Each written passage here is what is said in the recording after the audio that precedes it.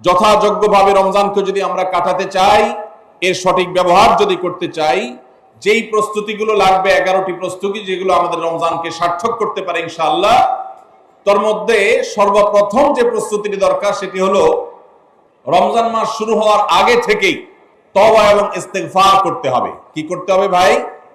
তওবা ইস্তেগফার কেন করবেন? তওবা ইস্তেগফার তো সারা বছরের রুটিন আমল।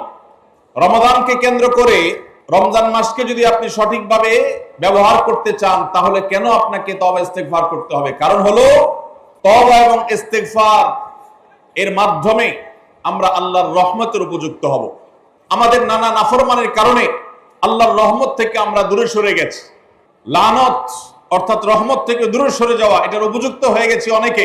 এই জন্য ভাইরা, এখন থেকে রমাদানের প্রস্তুতির নিয়তে আল্লাহর কাছে তওবা করা, গুনাহ মাফ চাওয়া, ইস্তিগফার করা, জীবন পরিবর্তন করবার সংকল্প করা, এটা হবে আমাদের রমাদানের প্রথম প্রস্তুতি। চেষ্টা করব তো ইনশাআল্লাহ।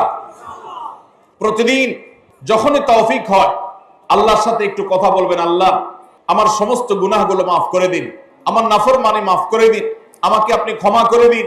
আমি যদি আপনার রহমতের জন্য কোনো কারণে অনুপযুক্ত হয়ে যাই, আমার কোনো বদবখতির কারণে, আমার কোনো কৃতকর্মের কারণে, তো আপনি সেগুলো মাফ করে দিন। এই যে দোয়া, এই দোয়া আপনাকে রমাদানে আল্লাহর ইবাদত বন্দেগী করার, আল্লাহর কাছে রোনাজারি করার, আল্লাহর কাছে ভালো আমল নিবেদন করার যে তৌফিক, এটার উপযুক্ত করে দিবে ইনশাআল্লাহ। তাহলে রমাদানের প্রস্তুতির প্রথমটি আমরা পেয়ে গেলাম, সেটা হলো আগের গুনাহ খাতাগুলো থেকে ইস্তেগফার করা, তওবা করা, ফিরে আসা। এর মধ্য দিয়ে রমাদানে ইবাদতের জন্য নিজেকে প্রস্তুত করব ইনশাআল্লাহ। চেষ্টা করা যাবে না ইনশাআল্লাহ। দ্বিতীয় প্রস্তুতি হলো রমাদান মাসে কোরআন এবং হাদিস সম্পর্কে যাদের মৌলিক ধারণা আছে, হাদিসে রাসূল সম্পর্কে যাদের একটু ঘাটাঘাটিও আছে, তারা জানেন 2-3টা আমল সম্পর্কে কোরআন এবং সুন্নাহ সবচেয়ে বেশি সংখ্যক ভাষ্য বর্ণিত হয়েছে। সবচেয়ে বেশি সংখ্যক, এত ফজিলতের, এত তাৎপর্যের, এত মর্যাদার হাদিস আর অন্য আমল সম্পর্কে সাধারণত দেখা যায় না। সেই কয়েকটি আমল যেগুলোর ফজিলত বিপুল পরিমাণ, যেগুলোর ফজিলত সম্পর্কিত হাদিসের সংখ্যা অনেক, সেই রকম আমলগুলোর মধ্যে থেকে অন্যতম আমল হলো এই রমাদান কেন্দ্রিক আমল, সিয়াম, রোজা, এগুলোর ফজিলত। তো আমাদের রমাদান কেন্দ্রিক প্রস্তুতি হিসাবে দ্বিতীয়ত যে কাজটি আমরা করতে পারি সেটি হলো এখন থেকেই রমাদান মাসের কি কি ফজিলত আছে, সিয়াম সাধনার কি কি ফজিলত আছে, রমাদানের কি কি আমল আছে, বিশেষ করে ফজিলত এবং মর্যাদার কথাগুলো আলোচনা শুরু করা। এখন থেকে বাসা বাড়িতে গোল হয়ে কোন নির্দিষ্ট বইকে কেন্দ্র করে পাঠ চক্র হতে পারে, গ্রুপ স্টাডি হতে পারে, পর্যালোচনা হতে পারে যে রমাদান মাসের কি কি মাহাত্ম্য আছে, এক একজন এক একটা বললেন। এই আলোচনা পর্যালোচনার মধ্য দিয়ে মনোজগতে রমাদানের জন্য এক ধরনের প্রস্তুতি, এক ধরনের আবহ তৈরি হবে ইনশাআল্লাহ। এজন্য দ্বিতীয় প্রস্তুতি হিসাবে আমরা এই কাজটি ইনশাআল্লাহ করব, সেটা হলো রমজানের ফজিলত, রমজানের মর্যাদা, সিয়ামের ফজিলত, অন্যান্য আমলের উপকারিতা, সেগুলো নিয়ে আমরা বেশি বেশি পর্যালোচনা করব। যত বেশি আপনি আগে থেকে পর্যালোচনা করবেন, রমাদানের প্রতি আপনার তৃষ্ণা, সিয়াম সাধনার প্রতি আপনার ভেতরে আকাঙ্ক্ষা, প্রত্যাশা এবং প্রতীক্ষা, এটা আপনার মধ্যে বাড়তে থাকবে এবং রমাদানের প্রতিটা মিনিটকে কাজে লাগাবার জন্য তাগাদা আপনার ভিতরে অনুভব হবে ইনশাআল্লাহ। তৃতীয় প্রস্তুতি হলো আমাদেরকে প্রতিজ্ঞা করতে হবে এই রমাদানে আমরা নেকামল করবই করব এবং কোন আমল, কোন ভালো কাজ, কোন সুন্নাহ, এটা করার ব্যাপারে কোনো প্রকার অলসতা করব না। কারণ ভাইরা আমার, রমজান মাস পেয়েও যদি আল্লাহর কাছে কেউ ক্ষমা না পায়, একটা প্রসিদ্ধ হাদিস আপনারা সবাই কম বেশি শুনেছেন যে নবী সাল্লাল্লাহু আলাইহি ওয়াসাল্লামের কাছে জিবরিল এসেছে, এসে বলেছেন বাউদা মান আদরাকা রমাদান ফালাম ইগফার লাহ, যে ব্যক্তি রমজান পেয়েছে অথচ রমজানের এই বিশাল সুবর্ণ সুযোগকে কাজে লাগিয়ে সে তার জীবনের সব গুনাহগুলো মাফ করাইতে পারে নাই, সে আল্লাহর কাছ থেকে মাগফিরাত আদায় করে নিতে পারে নাই, সে জাহান্নাম থেকে মুক্ত এই ঘোষণা সে আদায় করতে পারে নাই, অথচ সে রমজান মাস পেয়েছে, এর চাইতে হতভাগা আর কে হতে পারে? তা সে ধ্বংস হোক, এই বদদুআয় নবী সাল্লাল্লাহু আলাইহি সাল্লাম আমিন বলে সমর্থন জানিয়েছেন, সায় দিয়েছেন। এজন্য ভাইরা, রমজান মাস এসেছে কিন্তু আমল ইবাদত হয় নাই, রমজান মাস এসেছে আবার চলে গেছে কিন্তু আমার গুনাহ আল্লাহর কাছ থেকে মাফ করাতে পেরেছি বলে আমার বুক সায় দেয় না, তাহলে এর চেয়ে বড় হতভাগা, এর চেয়ে বড় কপাল পড়ার কেউ হতে পারে না। রমজানের আমল ইবাদত, রমজানের নেক আমল, রমজানের দোয়া, রমজান মাসের চোখের পানি ফেলা, এটা ভাইরা শুধুমাত্র নিজের প্রেরণার জায়গা থেকে শুধুমাত্র সব আহরণের জন্যই নয়। এটা যদি না করি তাহলে জিবরিলের বদদোয়া, নবীজি সাল্লাল্লাহু আলাইহি সাল্লামের বদদোয়া, আল্লাহর পক্ষ থেকে ধ্বংস হওয়ার পরোয়ানা, এগুলো অনিবার্য হয়ে যাবে। এই কথা চিন্তা করে এখন থেকে রমাদান কেন্দ্রিক প্রস্তুতির অংশ হিসাবে আমাদেরকে প্রতিজ্ঞা করতে হবে, এইবারের রমাদানের প্রতিটা দিন আমি আল্লাহর কাছে চোখের পানি ফেলে একটা নির্দিষ্ট সময় কান্নাকাটি করব, আমার গুনাহ খাতাগুলোকে মাফ করাবো। জাহান্নামীদের তালিকা আমার নাম যদি কোনো কারণে যেয়ে থাকে, আমি এমন ভাবে রোনাজারি করব, এমন ভাবে ইস্তেগফার করব, এমন ভাবে চোখের পানি ফেলবো, একান্তে নীরবে আল্লাহর সাথে কথা বলবো, যেন আমার সমস্ত গুনাহগুলো মাফ হয়, জাহান্নামীদের তালিকা থেকে যেন আমার নাম কেটে যায়। এর জন্য ভাইরা এখন থেকে প্রতিজ্ঞাটা করতে হবে। প্রস্তুতি হলো, কাজ হবে রমজানে, কিন্তু প্রতিজ্ঞা হবে এখন থেকে যে আমি কোনোভাবে এইবারের রমজানের সুযোগ আর হাতছাড়া করব না ইনশাআল্লাহ। তাহলে 3 নম্বর হলো যে রমজান কেন্দ্রিক সমস্ত আমলগুলো করব, আল্লাহর কাছে তওবা ইস্তেগফার করে নিজের গুনাহগুলোকে মাফ করায়া ছাড়বো, জাহান্নাম থেকে মুক্তি তথা নাজাত এটা নিজের করে নেব। এই মর্মে প্রতিজ্ঞাটা এখন থেকে, যেই কয়দিন রমজান আসতে সময় আছে, প্রতিদিন আমাকে নবায়ন করতে হবে। প্রতিজ্ঞা আজকেরটা যেভাবে হবে, কালকেরটা আরো স্ট্রং হবে, তারপরের দিন আরো স্ট্রং হবে। প্রতিদিন আমি স্বপ্ন লালন করব কবে রমাদান শুরু হবে, আর আমি আল্লাহ রাব্বুল আলামিনের কাছে রমাদানের এই সমস্ত ইস্তেগফার, তওবা, আমল এগুলোকে নিবেদন করতে থাকবো। চেষ্টা করা যাবে না ইনশাআল্লাহ। 4 নম্বর যে প্রস্তুতিটা আমাদের নিতে হবে সেটা হলো, যদি আগের রমজানের কোনো রোজা কারোর কাজা থাকে, এই রমজান আসার আগে আগে শাবান মাসের মধ্যেই সেই কাজাগুলো আদায় করে ফেলা উচিত।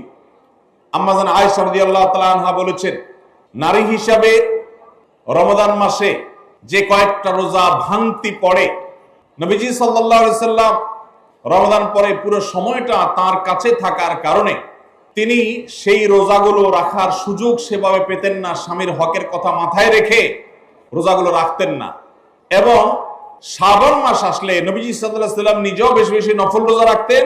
মা আয়েশা রাদিয়াল্লাহু তাআলা আনহা বলেছেন যে তিনিও তার রমজানের বাকি রোজা যেগুলো ছিল ভাঙতি রোজা, সেগুলো তিনি রেখে ফেলতেন। এই হাদিস থেকে বোঝা যায় রমজানের রোজা যদি কারোর কাজা হয়, পুরুষদের অসুস্থতার কারণে হতে পারে, মা বোনদের মাসিকার কারণে হতে পারে, তাহলে সেই রোজা যত দ্রুত সম্ভব আমরা কাজা করে ফেলবো। এবং সেই কাজা করতে যদি কোনো কারণে, যৌক্তিক কারণে বা যে কোনো কারণে যদি বিলম্ব হয়, তাহলে এই বছরের আসন্ন রমাদানের প্রস্তুতির অংশ হিসাবে আগের রমজানের কোনো ভাঙতি রোজা থাকলে সেগুলো সব রেখে কাজা করে সম্পূর্ণভাবে এই রোজার জন্য প্রস্তুত হবে। এটা হলো 4 নম্বর প্রস্তুতি। 5 নম্বরের রমজানের প্রস্তুতি হলো, আল্লাহ রাব্বুল আলামিনের কিছু সাধারণ ক্ষমা আছে, কমন ক্ষমা, গণহারে মাফ। আল্লাহ তাআলার এই যে সাধারণ ক্ষমা, গণহারে মাফ, এই গণক্ষমার উপযুক্ততা নষ্ট করে দেয় দুটি জিনিস। তার একটি হলো শিরক, আরেকটি হলো হাসাদ। একটা হলো হিংসা, আরেকটা হলো শিরক। নবী করিম সাল্লাল্লাহু আলাইহি ওয়াসাল্লাম বিভিন্ন হাদিস থেকে আমরা জানি, তিনি বলেছেন আল্লাহ রাব্বুল আলামিন বিশেষ করে লাইলাতুন নিসফি মিন শাবানে যখন মানুষকে গণহারে ক্ষমা করেন, তখন 2 শ্রেণীর মানুষকে আল্লাহ তাআলা মাফ করেন না, ইল্লা লিল মুশরিকিন ও মুশাহিন। তবে যদি মুশরিক আর মুশাহিন থাকে, শত্রুতা করে, হিংসা করে অন্যের প্রতি, এইরকম মানুষ যদি থাকে, তাদেরকে আল্লাহ তাআলা সাধারণ ক্ষমা আওতায় আনেন না। রমাদানে আল্লাহ তাআলা প্রতিদিন বহু মানুষকে সাধারণ ক্ষমা করেন। রমজান যখন কাছে আসে, সে দশক আসে, তখন সাধারণ ক্ষমার পরিমাণ বেড়ে যায়। নবী সাল্লাল্লাহু আলাইহি সাল্লাম বলেছেন, ওয়ালিল্লাহি উতাকাউ মিনান নার ওয়া যালিকা ফি কুল্লি লাইলা। রমজানের প্রত্যেক রাতে বহু মানুষকে আল্লাহ তাআলা জাহান্নাম থেকে মুক্ত ঘোষণা দিয়ে দেন। অমুক জাহান্নাম থেকে মুক্ত, অমুকের ছেলে অমুক জাহান্নাম থেকে মুক্ত, অমুকের ছেলে অমুক, তার নাম জাহান্নামের তালিকা থেকে কাটা, জান্নাতের তালিকা চলে আসবে। অসংখ্য মানুষকে এভাবে এই সুযোগ আল্লাহ তাআলা দান করেন। যারা শিরকে লিপ্ত, সেটা যেই কোনো ধরনের শিরক হোক, কবরকে যারা সিজদা করে, মাজারকে যারা পুজো করে, জীবিত মৃত মানুষকে যারা সিজদা করে, কবরে যারা প্রার্থনা করে, সেখানে যারা সন্তান চায়, ব্যবসার উন্নতি চায়, যত প্রকার শিরক আছে কবর কেন্দ্রিক এগুলাতে লিপ্ত হয়, অথবা এর বাইরে আরো যত রকমের শিরক গোটা দুনিয়াতে আছে, কোন প্রকার শিরকে যখন মানুষ লিপ্ত হয়, তখন এই ব্যক্তি আল্লাহ তাআলার সাধারণ ক্ষমার উপযুক্ত আর থাকে না। এই জন্য ভাইরা, রমজানের প্রস্তুতির অংশ হিসাবে 5 নম্বরের যে প্রস্তুতি আমরা গ্রহণ করব সেটা হলো, আল্লাহ তাআলা যেহেতু রমজানে অনেককেই সাধারণ ক্ষমা করবে, আমি যেন সেই সাধারণ ক্ষমা প্রাপ্ত সৌভাগ্য মানুষদের তালিকায় ঢুকতে পারি, সেজন্য আমার অন্তর থেকে হিংসাকে ধুয়ে মুছে সাফ করে ফেলতে হবে। কোন মুসলমানের কল্যাণ দেখে আমার কষ্ট হবে না, কারোর ভালো দেখে আমার ভেতরে জ্বালা পড়া হবে না। পারলে তার জন্য আরো বেশি দোয়া করব, যে কারো ভালো হোক আমি আরো ভালো চাইবো, কারোর কোনো ক্ষতি আমি চাইবো না। এই কল্যাণ কামিতাই হলো দিন। আদ-দীন ওয়ান নাসিহা। কিলা লিমান ইয়া রাসূলুল্লাহ, ক্বালা লিল্লাহি ওয়া লিরাসূলি ওয়া লিআম্মাতিল মুসলিমিনা ওয়া আইম্মাতিহিম। নবী সাল্লাল্লাহু আলাইহি সাল্লাম বলেছেন, ধার্মিকতা, দিনদারিতা কিসের নাম? ধার্মিকতা হলো কল্যাণ কামিতার নাম। আল্লাহ রাব্বুল আলামিনের আদেশ নিষেধ মেনে চলা, নবী সাল্লাল্লাহু আলাইহি সাল্লামের আদেশ নিষেধ মেনে চলা, এটাই হলো তাদের জন্য কল্যাণ কামিতা। আর সকল স্তরের সাধারণ মানুষের কল্যাণ চাওয়া, কারোর ক্ষতি না চাওয়া, এটাই হলো দিনদারিতা। যে ব্যক্তি কারোর ক্ষতি চায়, যে মুসলমান আরেক মুসলমানের ভালো দেখলে তার ভেতরে জ্বালা পোড়া করে, অস্থিরতা আসে, সে ভালো মুসলমান না, সে হিংসুক, তার ভিতরে কবিরা গুনাহ আছে। এজন্য রমাদান মাসে আল্লাহর সাধারণ ক্ষমা পেতে হলে অন্তরকে এখন থেকে পরিচ্ছন্ন করতে হবে, চোখটা বন্ধ করে মনে রাখতে হবে, স্মরণ করতে হবে, আমার আশেপাশে এমন কে আছে যার কল্যাণ দেখলে আমার সহ্য হয় না, যার ভালো দেখলে আমার ভিতরে জ্বালা পোড়া করে, যার সুসংবাদ শুনলে আমার ভিতরে খারাপ লাগা কাজ করে। তাহলে বুঝতে হবে তার প্রতি আমার হিংসা আছে।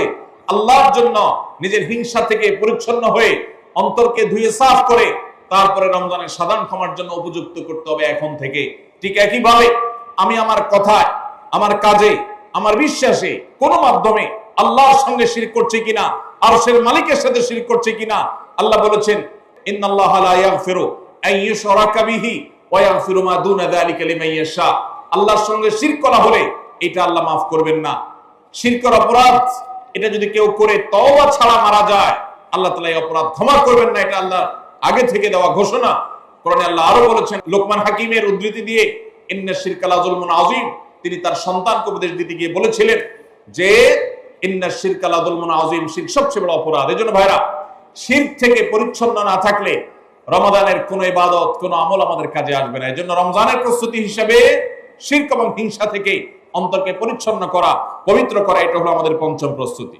নাম্বার 6, বিগত রমজান যেগুলো আমাদের জীবনে এসেছে, সেই সমস্ত রমাদানে কেন আমার আমল ইবাদত হয় নাই? রমজান আসার আগে নিয়ত করছি কোরআনটা খতম দিব, কিন্তু দিতে পারি নাই। রমজান আসার আগে নিয়ত করেছিলাম এই বছর একটা তারাবিও মিস করব না, কিন্তু অনেকগুলো মিস হয়ে গেছে। রমজান আসার আগে নিয়ত করেছিলাম এই বছর রমজান থেকে ধূমপান করা ছেড়ে দিব, কিন্তু অনেকে ছাড়তে পারেন নাই। রমজান আসার আগে নিয়ত ছিল এই বছর রমজানে একটা খারাপ জিনিসও মোবাইলে, টিভিতে দেখবো না, কিন্তু সেই প্রতিশ্রুতি রাখতে পারি নাই। কেন পারি না?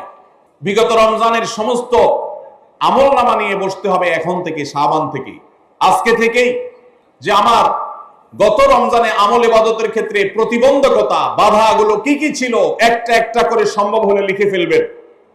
নাম্বার 1, আমি তারাবিটা নিয়মিত পড়তে পারি নাই, কারণ অমুক অমুক বন্ধুর সাথে আড্ডায় যেতে হয়েছে, তাহলে এটা আমার একটা বাধা। আমি হারাম জিনিস থেকে বেঁচে থাকবো, কিন্তু পারি নাই, কেন? কারণ ফেসবুকে ঢুকছে একটা কাজে, সেখান থেকে আমার আরো 5টা অকাজ করা লাগছে, তাহলে এটা আরেকটা কারণ, ফেসবুক। এভাবে একটা একটা করে আপনি যদি কারণ লেখেন, লেখার পর আসন্ন রমাদানকে অর্থবহ এবং সার্থক করবার স্বার্থে এবং প্রয়োজনে সেই চিহ্নিত কারণগুলো একটা একটা ধরে হিম্মত করে, সৎসাহস করে আল্লাহকে সন্তুষ্ট করবার আশায় ছুঁড়ে ফেলে দিতে হবে নিজের জীবন থেকে। এই সংকল্প এবং এই কাজটা যদি আপনি করতে পারেন, তাহলে ইনশাআল্লাহ আপনি দেখবেন আপনার এই রমজান আপনার জীবনের শ্রেষ্ঠ রমজান হয়েছে। ভাইরা আমার, বহু সাহাবী আছেন, তাদের জীবনে রমজান মাত্র পেয়েছেন একটা রমজান পেয়েছেন, এরপরে রমজান আসার আগে হয়তো জিহাদের ময়দানে গিয়ে শাহাদাত বরণ করেছেন। আর আমরা জন্মসূত্রে মুসলমান হওয়ার সুবাদে এক একজন মানুষ 20টা, 30টা, 40টা, 50টা রমজান আমরা পেয়েছি। দুর্ভাগ্য আমাদের, সাহাবা একরাম মাত্র 2, 4, 5টা রমজান পেয়ে তাদের জীবনকে যেই পর্যায়ে নিয়ে গেছেন, আমরা বেশিরভাগ মানুষ জীবনে 30, 40, 50টা রমজান পেয়েও আমাদের জীবনকে সেই পর্যায়ে নিতে পারি নাই। ভাইরা আমার, এই জন্যই আসন্ন রমাদানকে সঠিকভাবে ব্যবহার করবার জন্য আমাদের বিগত রমজানগুলোর সমস্ত সমস্যাগুলোকে চিহ্নিত করতে হবে। কি কি কারণে আমি এর আগের রমজানগুলো সঠিকভাবে কাজে লাগাতে পারিনি, ব্যবহার করতে পারিনি, সেগুলো একটা একটা করে দূর করতে হবে। যেমন সোশ্যাল মিডিয়া, ফেসবুক, ইউটিউবের আসক্তি, এটা আমার আগের বছর রমাদানের যে ইবাদত, এটার ক্ষেত্রে প্রতিবন্ধকতা ছিল। তাহলে এই বছরের ইবাদতের প্রস্তুতির অংশ হিসাবে এই সোশ্যাল মিডিয়া, ফেসবুক আমার মোবাইল থেকে আনইনস্টল করে ফেলতে হবে। চেষ্টা করা যাবে না ইনশাআল্লাহ? ভাইরা আমার, যদি ফেসবুক আমার আমল ইবাদতের প্রতিবন্ধকতা তৈরি করে, তাহলে ফেসবুককে আল্লাহর জন্য কোরবানি করবেন রমজান মাস উপলক্ষে। কারা কারা প্রস্তুত আছেন হাত তোলেন। বুঝে শুনে হাত তুলছেন? বুঝে শুনে হাত তুলছেন? আল্লাহ এই হাতগুলোকে সবগুলোকে কবুল আর মঞ্জুর করুন। যুবক ভাইরা, আপনারা ফেসবুক মোবাইল থেকে আনইনস্টল করার নিয়ত করছেন, এটার মানে কিন্তু আপনারা এক একজন আল্লাহর রাহে কোরবানি হওয়ার নিয়ত করছেন। প্রস্তুত আছেন তো ইনশাআল্লাহ? নিজেদের কোরবানি করার জন্য প্রস্তুত আছেন তো ইনশাআল্লাহ? আল্লাহ তাআলা আমাদেরকে তৌফিক দান করুন। ভাইরা আমার, রমাদানের 6 নম্বর প্রস্তুতির অংশ হিসেবে যে কাজটি করতে হবে বলছিলাম, সেটা হলো আমাদের সমস্যাগুলো কি কি হয়েছে সেগুলো চিহ্নিত করে সেগুলো দূর করতে হবে। আর 7 নম্বর প্রস্তুতির অংশ হিসেবে আমরা যেটি করব সেটা হলো রমাদান কেন্দ্রিক সমস্ত আহকাম এবং মাসাইল, বিধিবিধানগুলো আমাদের শিখে ফেলতে হবে। এটা রমজানের প্রস্তুতি। আমাদের দেশে অনেক মসজিদে ইমাম সাহেবরা তালিম করেন রোজা ভঙ্গের কারণ কি, রোজা মাকরুহ হওয়ার কারণ কি, রোজার জন্য ক্ষতিকর বিষয়গুলো কি কি, এগুলো রমজান মাসে বিভিন্ন নামাজের পরে তালিম করেন। এটা একটা ভালো চেষ্টা, কিন্তু এই কাজটা যদি আমরা শাবান মাস থেকে নিজস্ব উদ্যোগে করি সেটা হবে আরো ভালো চেষ্টা। কথা কি বুঝে আসছে ভাই? তাহলে রমজান আসার আগে থেকেই আমরা মাসাইলের তালিম, মাসাইলের শিক্ষা, জ্ঞান অর্জন, রমজানের বিধিবিধানগুলো আমরা জানার চেষ্টা করব। এটা হবে পার্ট অফ প্রিপারেশন ফর রমাদান। রমজানের জন্য প্রস্তুতির অংশ হিসাবে আমাদের এখন থেকে রমজান এবং সিয়ামের মাসাইলগুলো জানতে হবে। আল্লাহ আমাদের সবাইকে আমলের তৌফিক দান করুন। 8 নম্বর হলো রমজানে যে আমলগুলো করবেন এখন থেকে সেগুলোর ওয়ার্ম আপ এবং রিহার্সাল শুরু করে দিবেন, প্রস্তুতি শুরু করে দিবেন, চর্চা শুরু করে দিবেন। কারণ মানুষ দাঁড়ানো অবস্থায় হঠাৎ করে জোরে দৌড় দিতে পারে না। একটা গাড়ি সেটা দাঁড়ানো অবস্থায় হঠাৎ করে 100, 150, 110, 20 গতিতে চলতে পারে না। প্রথম 10, 20 হয়, এরপরে 40, 60 হয়, এরপর আস্তে আস্তে 100 বা 110, 20 হয়। এই জন্য রমজান মাসে যদি আপনি বিপুল পরিমাণ ইবাদত করতে চান, অনেকে আছেন অপেক্ষা থাকেন রমজানের চাঁদ উঠলে সব শুরু করব, এদের দ্বারা জীবনে কিছুই হয় না। যারা আসলেই রমজানে কিছু করতে চায় তারা এখন থেকে শুরু করবে। রমজানে আমরা রোজা রাখবো, নবী সাল্লাল্লাহু আলাইহি সাল্লাম শাবান থেকে নফল রোজা রাখার অভ্যাস শুরু করতেন। রমজানে আমরা দোয়া করব, এখন থেকে দোয়া রিহার্সাল শুরু করা, প্রস্তুতি শুরু করা। যে কোনো গুরুত্বপূর্ণ কাজের আগে মহড়া শুরু হয়, তারপরে মূল কাজ শুরু হয়। এই জন্য শাবান মাস থেকে আমাদের প্রস্তুতি চলতে হবে। চেষ্টা করা যাবে না ইনশাআল্লাহ? তাহলে 8 নম্বরের প্রস্তুতি হলো যে আমলগুলো রমজানে করব সেগুলোর রিহার্সাল, সেগুলোর প্রস্তুতি, ওয়ার্ম আপ এখন থেকে শুরু হবে। নাম্বার 9, রমজান মাসের দিন এবং রাত যেভাবে কাটাবেন তার জন্য একটা প্ল্যান করে ফেলবেন, সুন্দর করে একটা স্কেডিউল করে ফেলবেন, রুটিন করে ফেলবেন যে আমি কোরআন তেলাওয়াতটা কোন সময় করব। দিনের কোন সময়টাতে আমি কোরআন তেলাওয়াতের জন্য টাইম বরাদ্দ রাখলে সেটা মিস হবে না। হতে পারে ঘুমানোর আগে, হতে পারে ফজরের পরে। কোন টাইমটা আমার সবচেয়ে কোরআন তেলাওয়াতের জন্য নিরাপদ টাইম সেটা আমি ফিক্স করব। এই ঠিক একইভাবে আমি আল্লাহর কাছে রোনাজারের জন্য ভালো সময় কোনটা সেটা ঠিক করব। রমাদানকে অর্থবহ করবার জন্য আপনার প্ল্যান করতে হবে আগে থেকে, সেটা এখন থেকেই, যে আপনি কখন কোন কাজটা করবেন, কোন আমলটা করবেন, কোন ভালো কাজটা করবেন। এগুলো যদি আগে থেকে প্ল্যান হয় দেখবেন কাজটা করা সহজ হয়েছে। নাম্বার 10, রমাদানের প্রস্তুতির অংশ হিসাবে চাঁদ দেখার চেষ্টা করতে হবে। চাঁদ দেখা, আজকাল চাঁদ দেখার আমলটা বিলুপ্ত হয়ে গেছে, অনেকটাই হারিয়ে যাচ্ছে। চাঁদ দেখা কমিটি ছাড়া সাধারণ মানুষ চাঁদ দেখতে আমরা ভুলে গেছি। আমরা চাঁদ দেখি কিন্তু ফেসবুকে, আকাশে না। চাঁদ কি ফেসবুকে দেখবেন না আকাশে দেখবেন?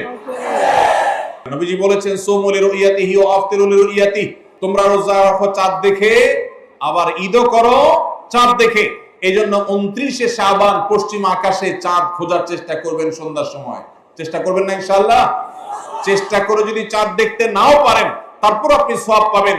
আর যদি চাঁদ দেখেন তাহলে দোয়া করবেন আল্লাহুম্মা আহিল্লাহু আলাইনা বিল ইয়ুমনি ওয়াল ঈমান ওয়াস সালামাতি ওয়াল ইসলাম রাব্বি ওয়া রাব্বুকাল্লাহ। হে আল্লাহ, এই চাঁদকে আপনি বরকত এবং ঈমান দিয়ে আমার জন্য পরিপূর্ণ করে দিন। এই মাস আমার জন্য নিরাপদ এবং ইসলাম দিয়ে পরিপূর্ণ করে দিন।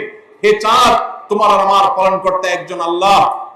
অতএব এই চাঁদ দেখার চেষ্টা করব। এটাও রমাদানের প্রিপারেশন, রমাদানের প্রস্তুতির অংশ। 11 নম্বর হলো আল্লাহর কাছে ভাই চোখের পানি ফেলে এখন থেকে দোয়া করব, আল্লাহ এই যে রমজান আসছে এটা যেন আমার জন্য লাইফ চেঞ্জিং হয়, এটা যেন আমার জীবন পরিবর্তনকারী হয়, এটা যেন আমাকে মুত্তাকি বানিয়ে ছাড়ে, এটা যেন আমাকে নেকামল ওয়ালা বানিয়ে দেয়, এটা যেন আমার জীবনে বিশাল বড় অ্যাচিভমেন্ট এনে দেয়, এটা যেন আমাকে মাগফিরাত পাইয়ে দেয়, এটা যেন আমাকে নাজাত পাইয়ে দেয়, এটা যেন আমাকে জান্নাতের উপযুক্ত করে। এই রমজান যেন আমাকে জাহান্নামীদের তালিকা থেকে আমার নামকে কাটানোর নিশ্চয়তা এনে দেয়। সেইভাবে রমজানকে কাটাবার জন্য আপনি তৌফিক দান করুন। এখন থেকে আল্লাহর কাছে এই বরাদ্দ আদায় করতে হবে, চেয়ে নিতে হবে এবং সেটার জন্য দোয়া করতে হবে। এই দোয়াটা হলো একাদশ এবং সর্বশেষ প্রস্তুতি।